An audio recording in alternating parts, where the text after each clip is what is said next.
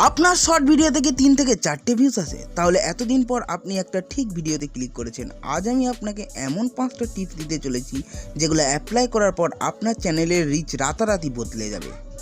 তো চলুন ভিডিওটিকে শুরু করা যাক। Let's start.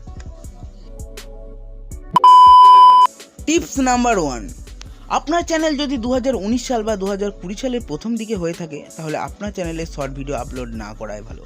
তো আপনি একটা নতুন চ্যানেল ক্রিয়েট করুন এবং আপনি সেই চ্যানেলে শর্ট ভিডিও আপলোড করুন, তাহলে আপনার চ্যানেল একটা বুস্ট পেয়ে যাবে। Tips number 2, video length.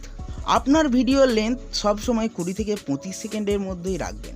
তার ফলে কি হবে, আপনার ভিডিওর অডিয়েন্স রিটেনশন হাই হয়ে যাবে এবং ইউটিউব আপনার ভিডিওর রিচ অনেক বাড়িয়ে দেবে।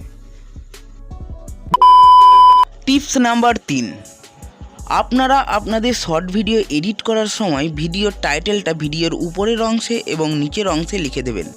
এর ফলে কি হবে, ভিডিওর শুরুতে আপনার অডিয়েন্সরা আপনার ভিডিও সম্পর্কে একটা ধারণা পেয়ে যাবে, যার ফলে তারা আপনার ভিডিওটিকে সম্পূর্ণ দেখবে।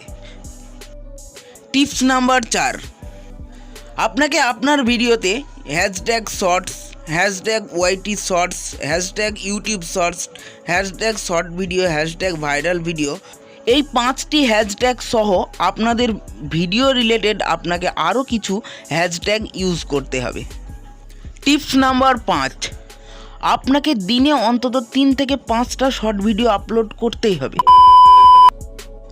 আপনি এই টিপসগুলোকে ফলো করে টানা 1 মাস ভিডিও আপলোড করে দেখুন, আপনার কোনো না কোনো শর্ট ভিডিও ভাইরাল হবেই।